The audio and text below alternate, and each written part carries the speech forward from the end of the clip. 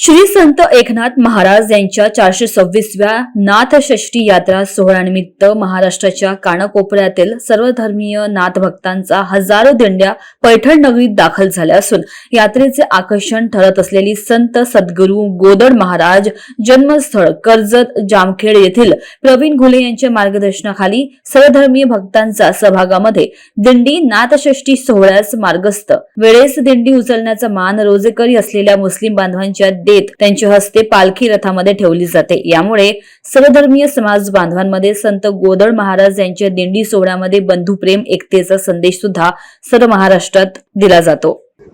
आज संत श्रेष्ठ सद्गुरू गोदड महाराज जन्मस्थळ ते पैठण पायी पालखी सोहळ्याच्या निमित्तानं आज कालेच्या कीर्तनानं सांगता झाली, काला झाला आणि त्यानंतर आता दिंडी पुन्हा एकदा सद्गुरू गोदड महाराज सर्व वारकऱ्याला फुलात घेऊन कर्जतला नेणार।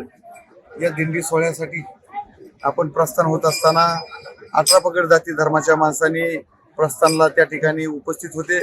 त्यात आपण आपले जे मुस्लिम समाजाचे महाराजांचे भक्त आणि सेवक आहेत त्यांना आपण पालखी उचलण्याचा मान आपण देतो आणि ते ह्याही वर्षी त्यांनी त्या सद्गुरू गोदड महाराजांच्या पालखी सोहळ्यासाठी उपस्थित राहिले आणि महाराजांची पालखीला या ठिकाणी प्रस्थानला त्या ठिकाणी मार्गदर्शन करण्याचं काम केलं।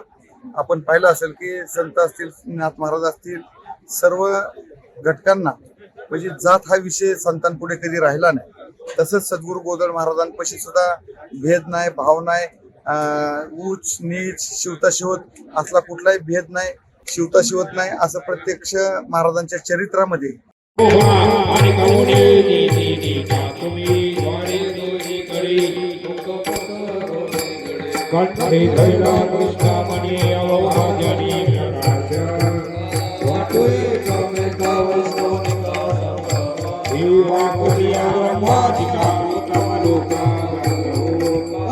इंडिया न्यूज TV 24 करिता मनोज परदेशी, पैठण, छत्रपती संभाजीनगर।